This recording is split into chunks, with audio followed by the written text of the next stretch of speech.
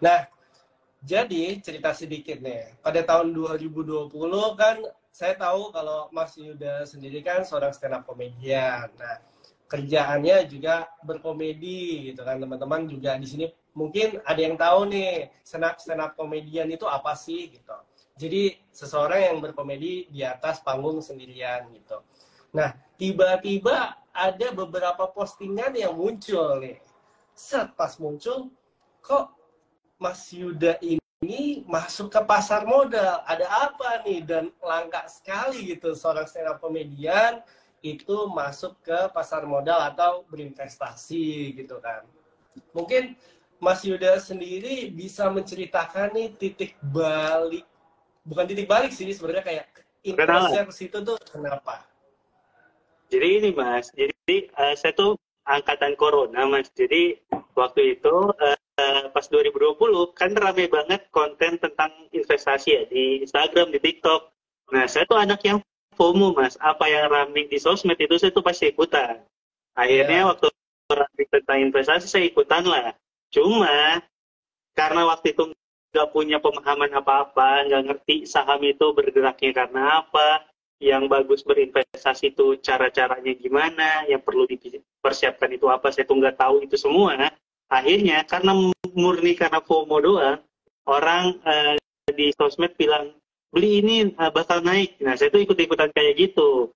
Dan ternyata saya kira itu beli diem tuh bakal naik, ternyata tuh kalau mau kayak gitu harus beli cepet keluarnya juga cepet. Saya tuh masih nggak paham konsep itu.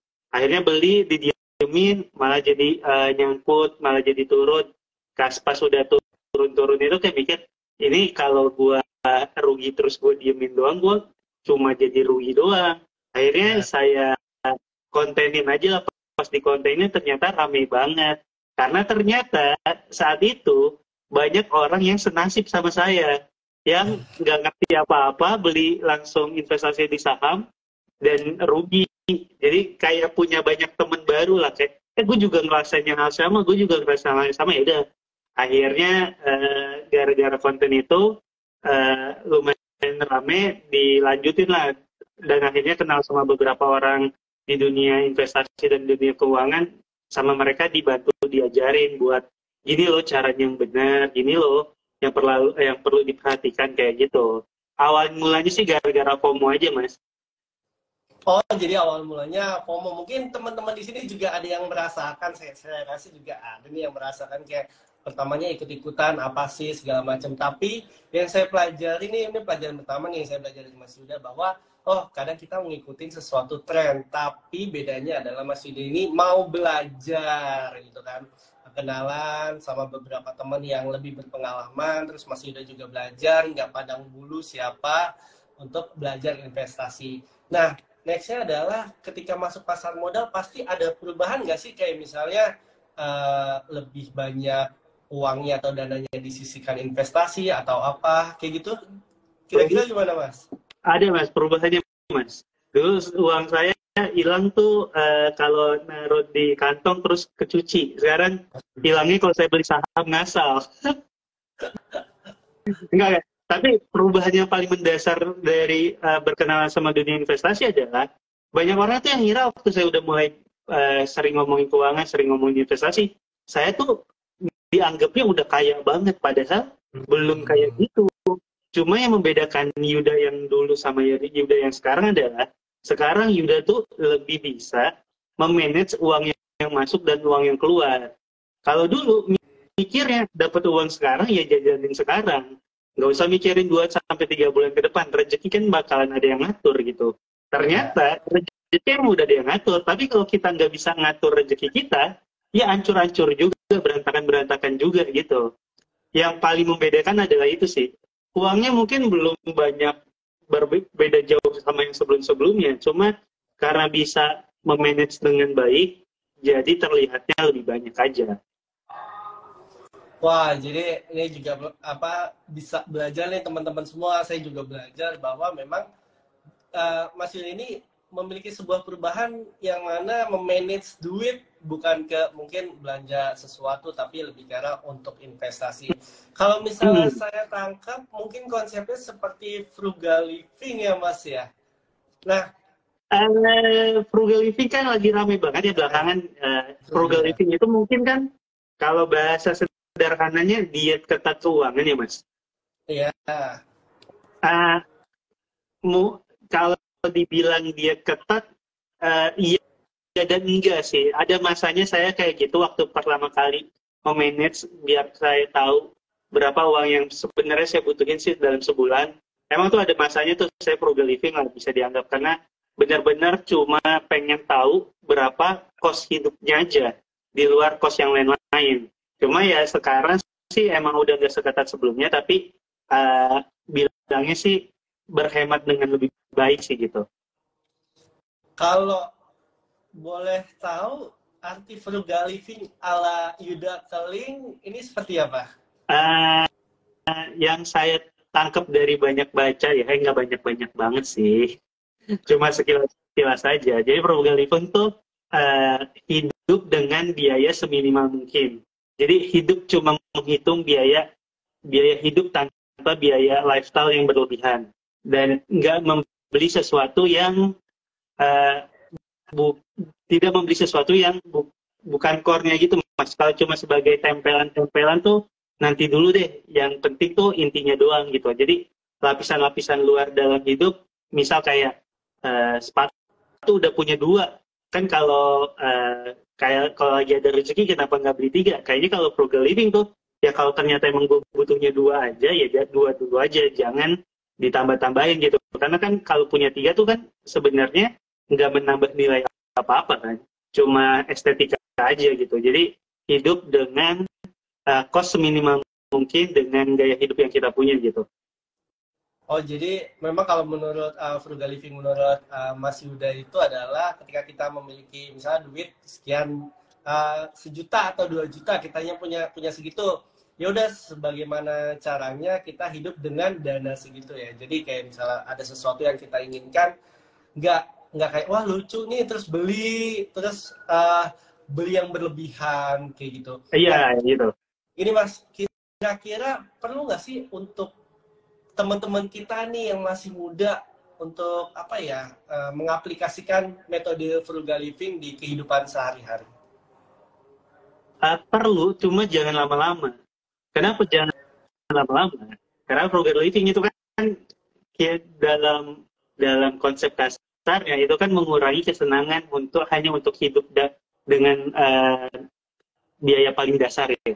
Kalau emang kita lagi ada kebutuhan misal punya banyak utang atau gaji kita segini aja tapi biaya hidupnya segini karena punya banyak tanggungan, ya memang kita perlu frugal living biar kita bisa uang kita tuh cukup membiayai segala tanggungan gitu. Tapi kenapa saya bilang nggak boleh lama-lama? Ya karena ya sebisa mungkin nantinya lo harus meningkatkan pemasukan lo biar hidup lo juga jauh lebih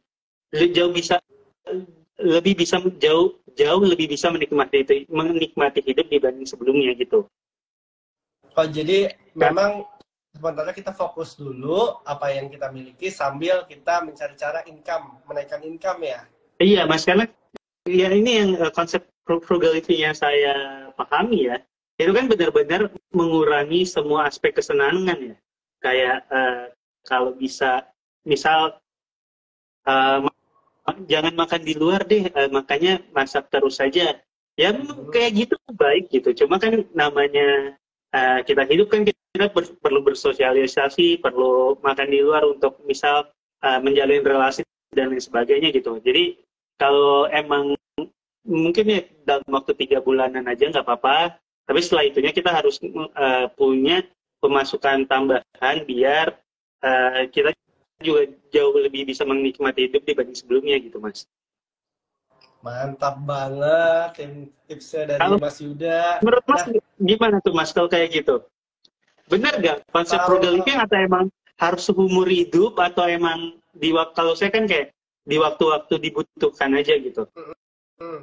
Kalau saya pribadi untuk frugal living yang pertama sih kita harus tahu kemana kebutuhan, mana keinginan, dan merasa cukup serta banyak-banyak bersyukur. Cuman yang jadi PR adalah ketika kita nggak tahu nih, kita udah belanja ini, belanja itu, tiba-tiba duit hilang. Nah, seringkali kita Oke. lupa nih untuk tracking lah, kasarnya untuk tracking pengeluaran kita sebagaimana apa berapa banyak. Nah, kalau biasanya saya sehari-hari atau per bulan misalnya habis dapat pemasukan, saya di awal sisihkan misalnya untuk bayar misalnya ada utang, bayar utang dulu, kartu kredit sebagai macamnya, terus KPR dan lain-lain. Semua kalau udah nominalnya fix, baru untuk makan. Makan kan termasuk variabel ya. Ibaratnya makan steak bisa, tapi makan telur di rumah juga bisa, sama-sama kenyang. Ya. Kita tinggal apa namanya, tinggal memilih. Tapi tadi saya ambil pelajaran bahwa Mas Yuda bilang ya sometimes kita harus misalnya makan enak segala macam. Ya, itu benar banget teman-teman. Saya juga belajar bahwa memang bisa aja kita makan steak, tapi misalnya sama klien atau sama apa, Iya. jadi lebih produktif gitu.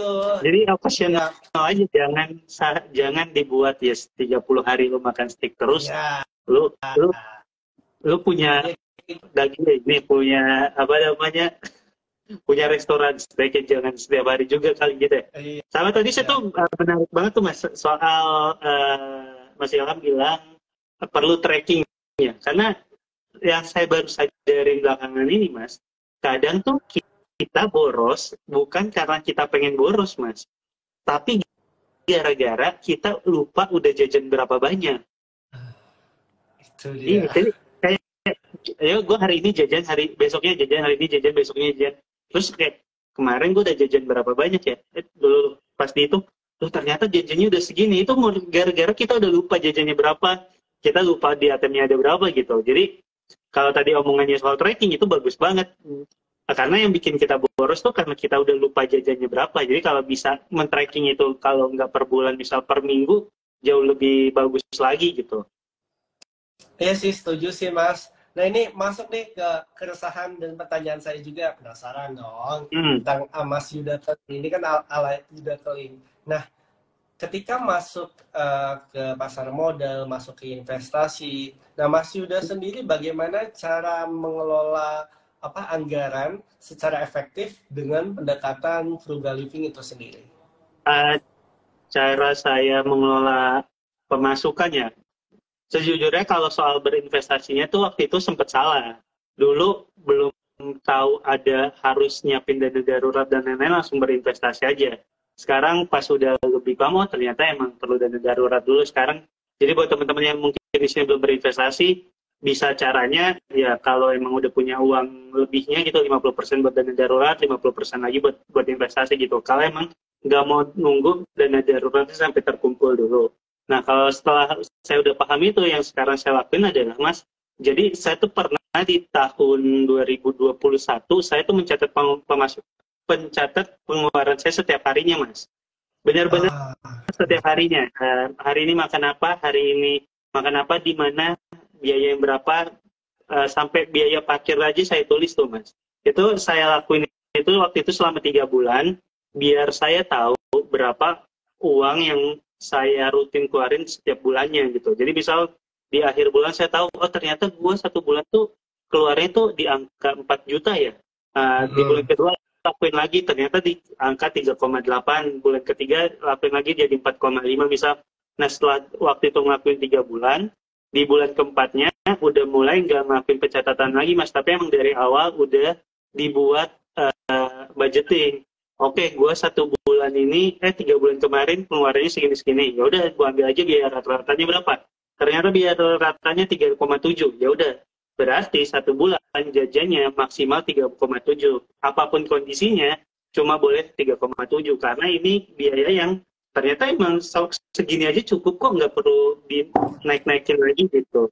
Dan ini yang membantu saya sebagai seorang freelancer yang pemasukannya tidak pasti ini, Mas, bisa hidup lumayan tenang walaupun ada invoice-invoice yang belum cair misalkan, karena kalau gue pemasukannya pengeluaran per bulannya itu 3,7 juta, berarti seenggaknya di ATM gue tuh nggak boleh kurang dari 7,4 misal, biar kalau ada pembayarannya belum cair selama 2 bulan, gue tetap bisa hidup dengan nyaman dengan gaya hidup yang gue punya, nggak kebingungan lagi gitu Mas. Jadi waktu itu tuh cara cara apa namanya cara memanage uang pertama kali yang benarnya itu dengan cara mencatat itu Mas.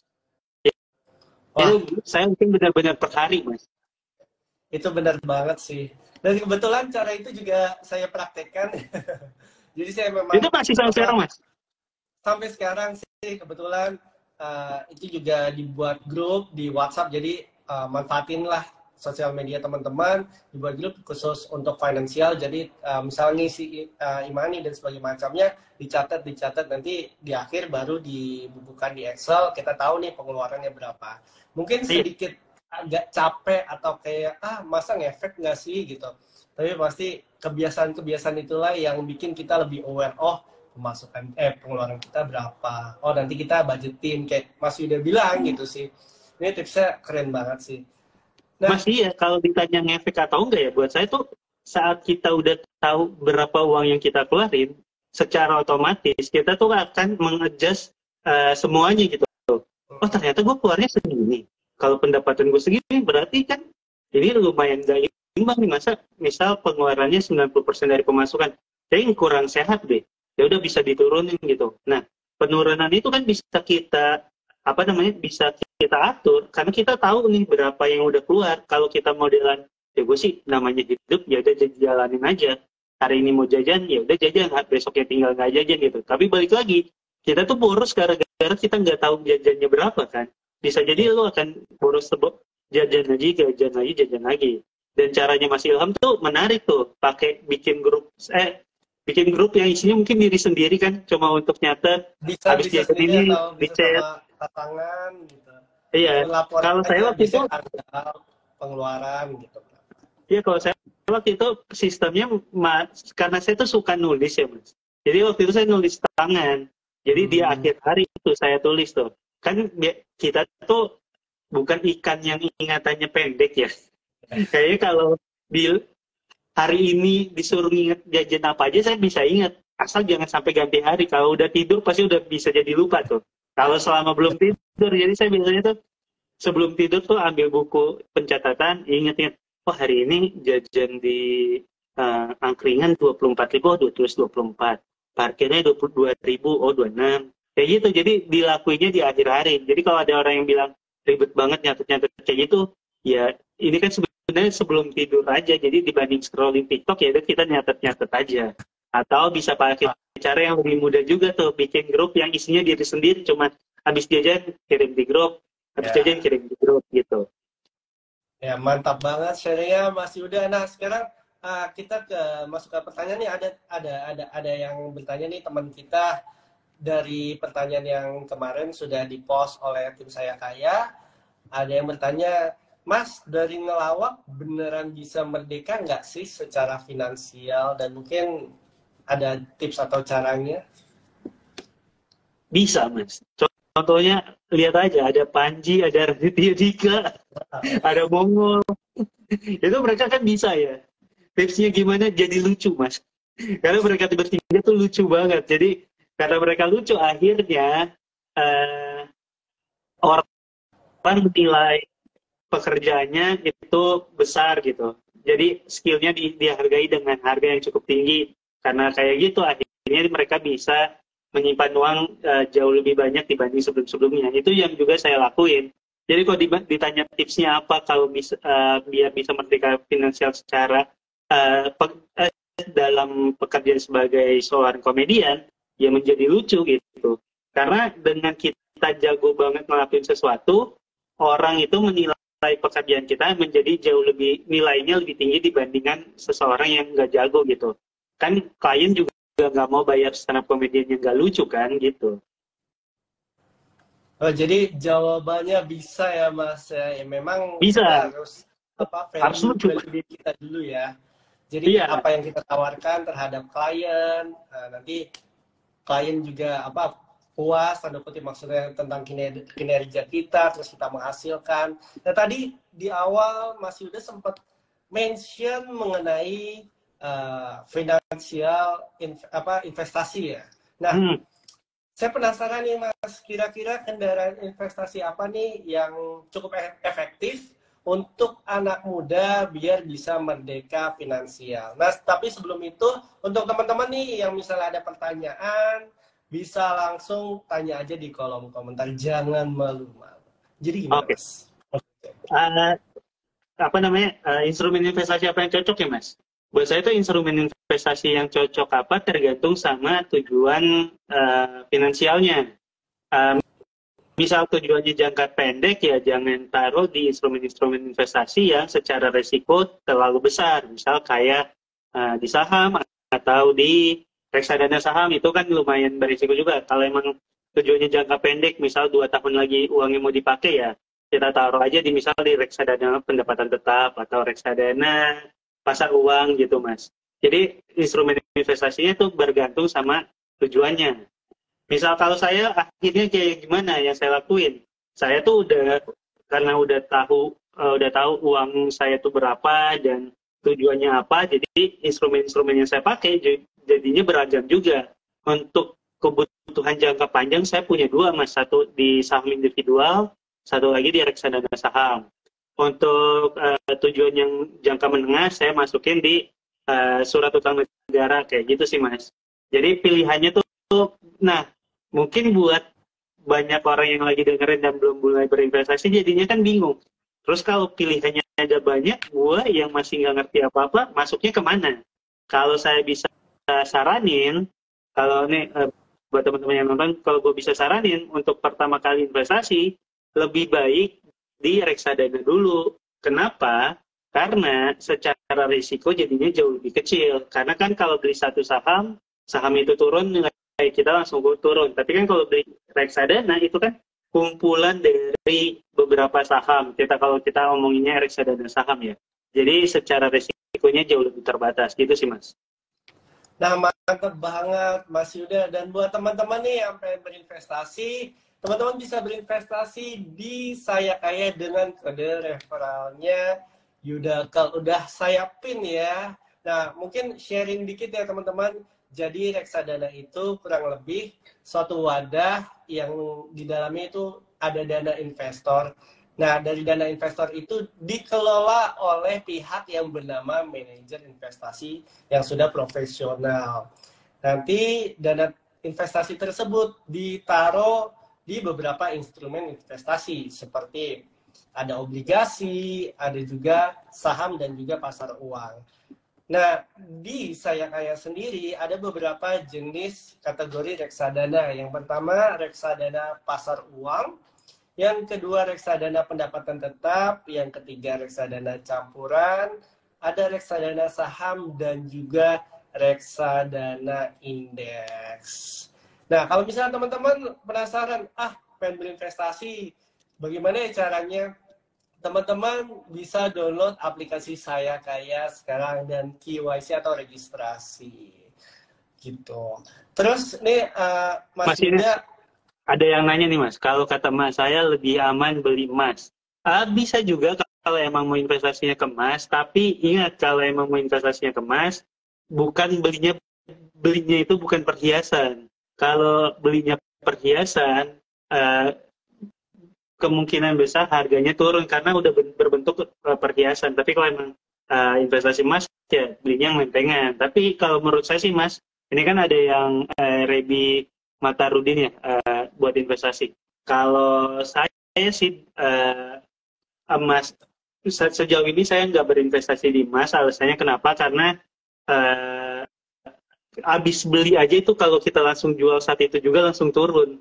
Karena kan harga jual dan harga belinya beda ya. Jadi saya buat Mas Rebi kalau emang tertarik ke sana ya nggak apa-apa juga. Cuma perlu diketahui juga banyak instrumen investasi yang lain yang mungkin bisa dicoba gitu. Kan kayak gitu sih, itu aja. Iya, Mas ada tanggapan buat pertanyaan tersebut, Mas? Kenapa? Sorry? Ada tanggapan buat pertanyaan si Mas Rebi itu? Ya sebenarnya yang namanya investasi balik lagi sih ke tujuan investasi kita apa, impian kita apa, apakah impian jangka panjang, jangka menengah atau jangka pendek. Sebenarnya sebelum menentukan kendaraan investasi kita harus tahu dulu nih, misalnya 5 tahun lagi kita mau beli rumah, nah itu kan jangka panjang. Nah baiknya investasi di mana sih di atas 5 tahun bisa ke reksadana saham atau campuran. Cuman selain kendaraan investasinya apa, kita harus tahu profil risiko kita apa. Ada yang namanya konservatif, moderate, dan juga agresif. Kayak gitu teman-teman. Nah, ke next pertanyaan nih Mas Yuda. Kira-kira Ya. saya penasaran nih, bagaimana contoh kebiasaan konsumsi berlebihan yang perlu dihindari dalam frugal living. Jadi misalnya kita setelah investasi, tapi masih ada nih kebiasaan-kebiasaan yang kita tidak sadari bahwa itu tuh kebiasaan yang kurang baik kalau jangka panjang. Kayak gitu, Mas. Kalau menurut saya, kebiasaan yang kurang baik itu adalah kalau kita pengen sesuatu langsung dibeli saat itu juga. Itu tuh impulsif membeli sesuatu tuh lebih banyak nyeselnya dibanding senengnya. Kayak lu punya duit, gue pengen beli sepatu. Hari ini mikir beli sepatu, hari ini di check out. Percaya, itu kemungkinan besar sepatunya nggak akan menimbulkan banyak kesenangan gitu. Kayak setelah itu malah pas nyampe bisa jadi, kenapa gue beli ini ya gitu. Jadi buat saya itu salah satu kebiasaan paling yang mungkin harus dihindarin kalau emang mau mulai mengatur keuangan dengan lebih baik adalah belajar menahan keinginan gitu. Kalau kita pengen sesuatu, ya boleh tetap beli, tapi jangan hari itu mikir hari itu check out gitu. Kalau bisa apalagi kalau harganya mahal ya dipertimbangkan lebih matang gitu. Kalau misalkan untuk makan beli kopi, ya udah kalau beli kopi kan mungkin kebutuhan biar bisa kerja ya nggak apa-apa juga. Tapi yang saya maksud di sini tuh pembelian yang harganya lumayan, apalagi misal sampai jutaan rupiah gitu.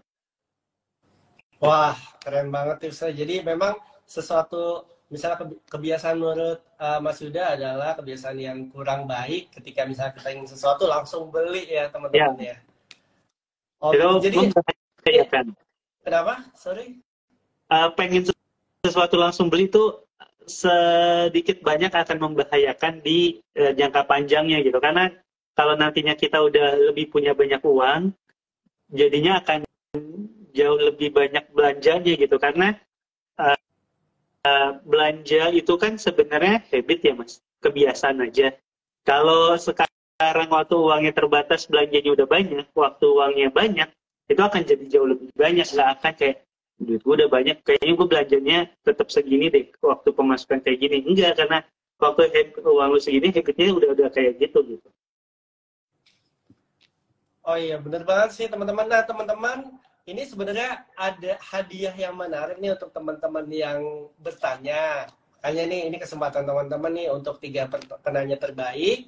Nanti akan mendapatkan merch yang nantinya akan dihubungi oleh pihak Saya Kaya. Nah terus Mas, jadi saya banyak belajar nih bahwa memang dari cerita perubahan Mas Yuda, tiba-tiba masuk pasar modal, terus kebiasaannya berubah, mencatat dengan cara menulis, terus abis itu kita harus memilih kendaraan investasi yang cocok. Nah kira-kira apakah frugal living bisa membantu dalam mencapai tujuan finansial jangka panjang, Mas? Iya pastinya bisa gitu, karena dari frugal living kan kita akhirnya uang yang kita keluarkan jauh lebih sedikit dibanding uang yang masuk kan. Dan konsep untuk jadi punya banyak uang kan sesederhana itu, uang yang masuk harus lebih banyak dibanding uang yang keluar. Iya benar, uang yang masuk harus lebih banyak dibanding yang keluar, atau uang yang keluar harus lebih sedikit dibanding uang yang masuk.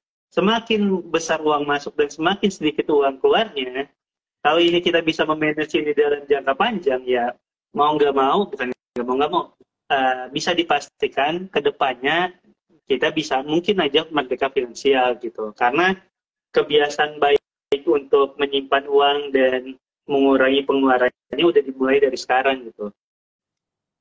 Wah, keren banget sih. Keren banget tipsnya dari Mas Yuda. Terus ada pertanyaan lagi nih dari teman-teman nih Mas yang bertanya tadi yang di question box dari Fahmawan, strategi apa yang dilakukan agar bisa mencapai merdeka finansial? Yang mungkin jawabannya sama kayak tadi ya Mas. Ini kan merdeka finansial kan sebenarnya konsep besar banget ya. Ini tuh yang nggak akan kita capai dalam waktu 5-10 tahun. Normalnya ya kalau tiba-tiba kita punya rumah kita kejatuhan meteorit yang bisa kita jual seharga 10 miliar, mungkin langsung merdeka finansial. Tapi kan nggak semua orang rumahnya kejatuhan meteorit yang bisa dijual dengan segitu mahal. Ini kan konsep jangka panjang. Tadi pertanyaannya tipsnya gimana ya itu.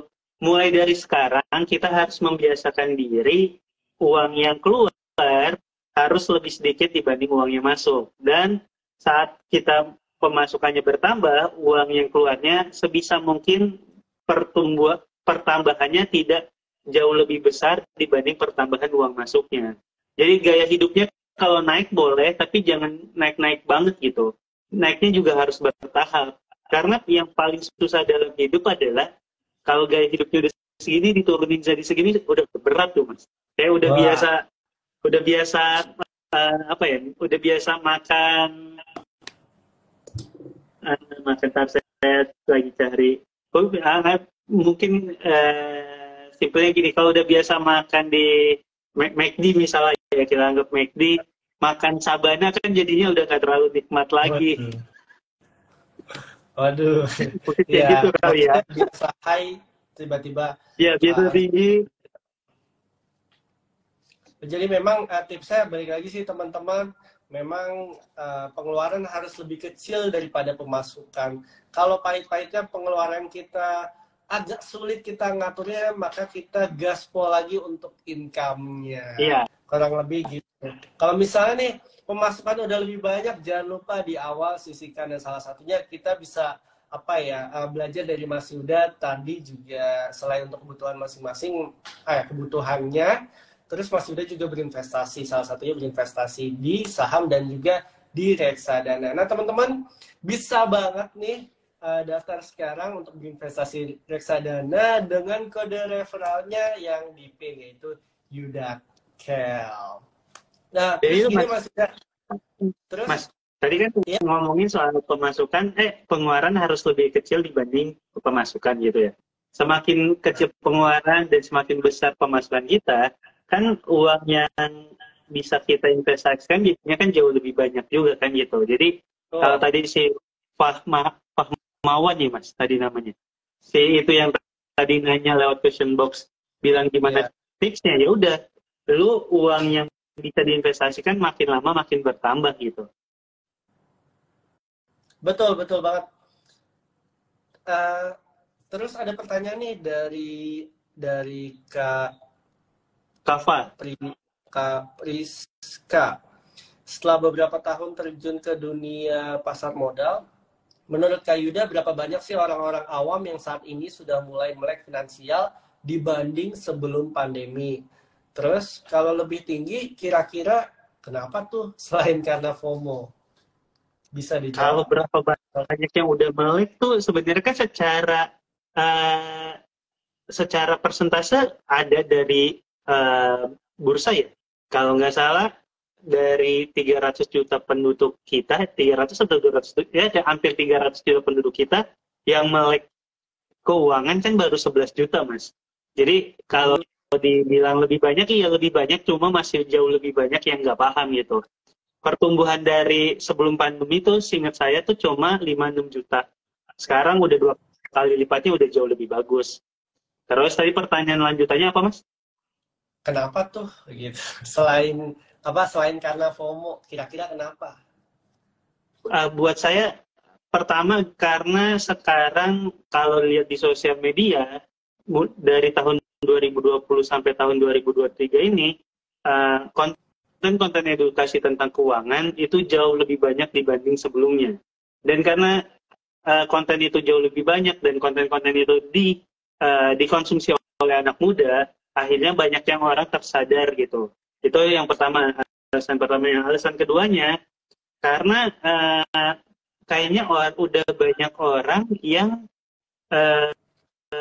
aware sama mereka nggak mau lagi membebani anaknya di kemudian hari, Mas. Karena kan waktu itu seingat saya, Ibu Sri Mulyani ya sempat ngomong 60% anak di Indonesia kan sandwich generation ya, 60% lebih malah.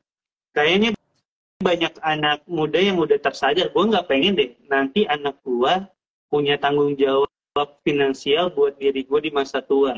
Karena mereka udah sadar itu, akhirnya dari sekarang mereka udah menyiapkan uang untuk masa tuanya biar anaknya nggak perlu terbebani seperti dia muda gitu. Jadi kesadaran itu tuh karena dua hal itu kalau menurut saya, Mas. Pertama, konten di sosial media. Kedua, kesadaran karena banyak dari kita yang terjebak dalam kondisi sandwich generation. Wah, jadi itu ya jawabannya Mas Yuda. Pertama, sosial media yang udah banyak konten edukasi, dan juga karena keresahan atau ketakutan sandwich generation, jadi anak-anak muda sekarang sudah lebih aware atau mawas diri untuk merencanakan di masa depan. Nah, kebetulan banget nih teman-teman, jadi di Saya Kaya itu nggak cuma sekadar kita berinvestasi, tapi di sana kita juga bisa menetapkan impian kita. Misalnya teman-teman nih, tadi yang Mas sudah bahas ya kan, misalnya untuk dana pendidikan. Nah, di sana teman-teman bisa juga memilih impian dana pendidikan dengan pilihan reksadana dari tim Saya Kaya atau dari ahlinya. Dan selain itu di Saya Kaya, di aplikasi Saya Kaya juga punya fitur yang mana teman-teman bisa menentukan portofolionya sendiri nih. Jadi ketika kalian berinvestasi, terus misalnya mau gambar apa, atau misalnya kalian punya impian tertentu, kalian bisa ganti gambar itu dengan impian kalian sendiri. Terus tadi Mas Yuda juga mention nih tentang edukasi, investasi dan sebagainya macamnya. Nah, sangat-sangat bisa dibilang bahwa Saya Kaya sendiri juga memiliki konten-konten edukasi. Bagaimana tahunya konten edukasi itu dan bagaimana caranya kita menemukannya? Teman-teman download aja aplikasi Saya Kaya. Setelah registrasi semuanya terpenuhi, kemudian pas sampai dashboard, teman-teman tinggal scroll ke bawah, ada artikel investasi di sana. Jadi memang sudah lengkap teman-teman di aplikasi Saya Kaya. Selain kita bisa teredukasi investasi, kita juga bisa berinvestasi langsung di beberapa kategori reksadana. Nah, jangan lupa untuk registrasinya teman-teman nih bisa nih menggunakan kode referralnya Mas Yuda Keling, yaitu Yudakel. Gokil. Nah, jadi gini teman-teman. Ini ada pertanyaan nih, Mas. Gimana? Ada pertanyaan dari Kava_Nas. Investasi di saham sama reksadana worth it yang mana? Kalau untuk pertanyaan ini jawabannya tergantung sama profil resiko lo. Kalau profil resiko tinggi mungkin saham jauh lebih cocok, tapi ingat dalam high risk gitu.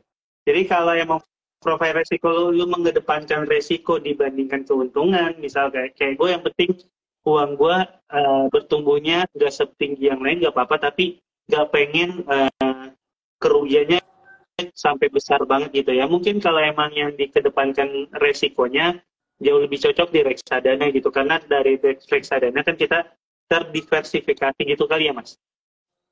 Ya, betul sekali Mas Yuda. Jadi memang kalau untuk investasi lebih baik saham atau reksadana saham, kita balik lagi tujuan investasi kita seperti apa. Nah, tadi sempat Mas Yuda mention nih di IG Live perbedaan antara reksadana saham dan juga saham. Jadi teman-teman, kalau saham itu misalnya kita beli saham X gitu ya. Terus pertumbuhannya lagi bagus, berarti saham X itu nilainya akan bertambah. Dan ketika pertumbuhannya agak lambat atau misalnya trennya lagi menurun, maka nilai saham X ini menurun. Nah, sedangkan di reksadana saham, misalnya teman-teman memilih reksadana saham produk A gitu. Terus di dalam reksadana saham produk A tersebut itu ada beberapa saham di dalamnya gitu. Jadi risiko teman-teman, risiko berpotensi mengalami kerugian teman-teman tuh berkurang dan minim gitu. Tapi memang kalau balik lagi, misal teman-teman ingin berinvestasi, tujuan finansial teman-teman jangka panjang tuh apa? Terus apakah saya konservatif? Konservatif itu lebih ke arah yang penting nggak apa-apa deh, imbal hasilnya juga nggak terlalu tinggi, tapi risikonya sangat minim sekali. Kalau moderate itu setengah-setengah gitu. Dan kalau agresif itu teman-teman bisa menerima risiko yang cukup tinggi, tapi juga potensi imbal hasilnya tinggi. Kurang lebih gitu teman-teman. Jadi ada pertanyaan terakhir nih, Mas Yuda sudah di penghujung acara. Kira-kira ada tips nggak cara biar kita tetap konsisten frugal living dan meningkatkan kebiasaan kita dalam berinvestasi untuk mencapai tujuan finansial kita di masa depan? Tipsnya ya, buat saya tuh kalau emang belum mulai berinvestasi, pertama tipsnya manage uang dengan jauh lebih baik. Tapi selain itu, yang kedua adalah perubahan itu jangan dibuat terlalu drastis dalam waktu singkat. Jadi biasanya perubahan-perubahan yang terlalu drastis dalam waktu singkat itu nggak bertahan lama. Dibuatnya bertahap dulu aja. Emang kalau misalkan sekarang ternyata pemasukan dan pengeluaran bedanya segini, jangan langsung dibedain segini. Jangan langsung nurunin pengeluarannya jadi segini gitu. Diturunin aja perlahan-perlahan. Karena kalau biasanya turunnya drastis, itu nggak akan bertahan lama. Padahal untuk mencapai tujuan-tujuan keuangan kita tuh butuh waktu yang panjang gitu. Jadi karena butuh waktu yang panjang, dibuat semuanya bertahap nggak masalah, walaupun penurunan sedikit demi sedikit itu jauh lebih baik kalau menurut saya jauh lebih baik dibanding langsung turun gitu, karena itu akan mengubah cara kita hidup, mengubah cara kita bergaul. Kan biasanya mungkin setiap minggu anggaplah ya seminggu 2 kali nongkrong di kafe. Kalau langsung tiba-tiba selama 1 bulan nggak nongkrong di kafe, nggak bergaul sama temen, kan nanti orang-orang juga bingung kayak ini teman kita kemana gitu ya. Mending dikurangi berat dari seminggu 2 kali jadi seminggu sekali, kayak gitu sih Mas. Itu tips yang pertama kali ya, mengubah gaya hidup secara bertahap, jangan terlalu drastis dalam waktu singkat. Yang kedua, sadarin pengeluaran kita dengan cara bisa dengan cara yang tadi Mas Ilham ngomongin soal habis jajan chat di grup yang isinya kita sendiri. Karena balik lagi, boros itu bukan karena kita pengen boros, tapi lebih karena kita udah lupa jajannya udah berapa banyak gitu. Dengan kita sadar berapa uang yang kita keluarin, kayaknya kemungkinan besar kita akan jauh lebih gampang memanage uang dibanding sebelumnya. Yang ketiga, belajar menahan keinginan. Itu tuh udah ada penelitiannya yang penelitian Marshmallow itu, tau kan nih Mas? Marshmallow. Pernah dengar sih. Iya, jadi kalau nggak salah penelitiannya gitu, ada 2 anak kecil yang dikasih 2 marshmallow gitu, anggaplah masing-masing 2. Terus bilang kalau bisa tahan ya, jangan dimakan dulu 1 jam lagi, kalau nggak dimakan akan ditambahin marshmallow-nya lagi. Anak-anak yang berhasil menahan untuk nggak makan buat dapat marshmallow yang lebih banyak di 1 jam kemudian, setelah diteliti itu jauh lebih sukses dibanding orang-orang anak-anak yang langsung makan marshmallow-nya saat itu juga gitu. Jadi si menahan keinginan tidak impulsif tuh udah terbukti bikin secara penelitian itu bikin seseorang jauh lebih sukses dibandingkan orang-orang yang impulsif melakukan sesuatu. Keren banget Mas Yuda untuk tips-tipsnya. Jadi untuk teman-teman nih, jadi kalau tips dari Mas Yuda adalah yang pertama ya perubahan gaya hidup, jangan terlalu drastis, maksudnya jangan terlalu maksain nangzut gitu kali ya. Iya. Terus abis itu kita harus aware sama pengeluaran kita, bisa tadi dicatat dan sebagainya macamnya.